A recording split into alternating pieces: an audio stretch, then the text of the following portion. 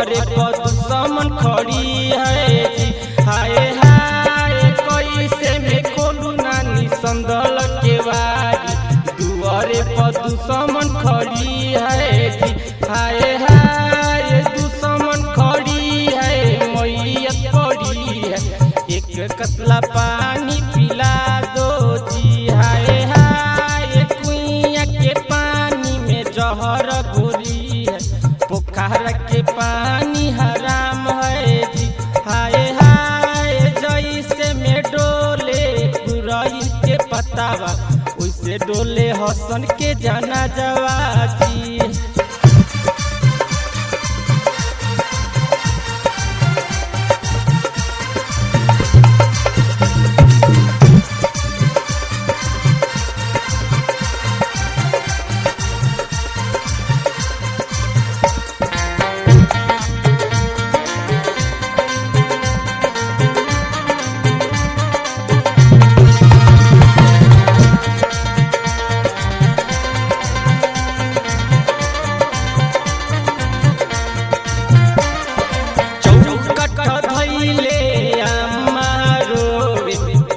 बेटा संदल के बारी जी। हाय हाय चौकट धइले चाची रोए, खोला बेटा संदल के बारी जी।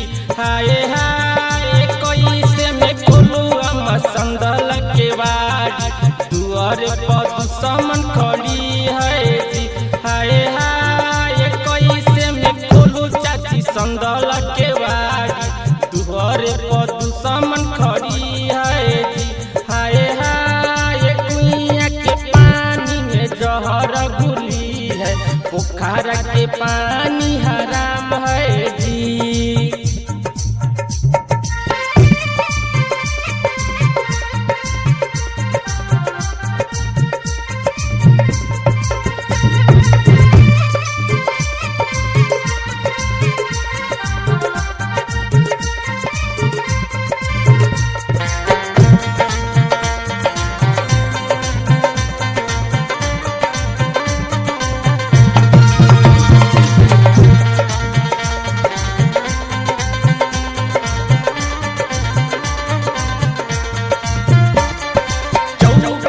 धइले दीदी रोए, खोला भाई संदल के बारी जी। हाय हाय चौकट धइले भाभी रोए, खोला बाबू संदल के बारी जी। हाय हाय कैसे में खोलू बहनी संदल के बारी, दुआरे पर दुश्मन खड़ी है जी। हाय हाय कैसे में खोली भाभी संदल के बारी, दुआरे पर दुश्मन खड़ी है जी।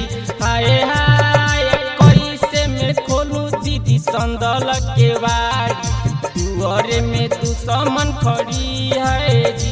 हाय हाय दुश्मन खड़ी है, मैयत पड़ी है, एक कतला पानी पिला दो जी। हाय हाय कुइया के पानी में जहर घुली है, पोखर के पानी हराम है जी। हाय हाय जैसे में डोले गुरई के पतावा, उसे डोले हसन के जाना जवा जी। हाय हाय चौकट धइले अम्मा रोए, खोला बेटा संदल के बारी जी। हाय हाय कैसे में खोलू संदल के बारी, दुआरे पर दुश्मन खड़ी है जी। हाय हाय कैसे में खोलू संदल के बारी, दुआरे पर दुश्मन खड़ी है जी। हाय हाय चौकट धइले अम्मा रोए, खोला बेटा संदल के बारी।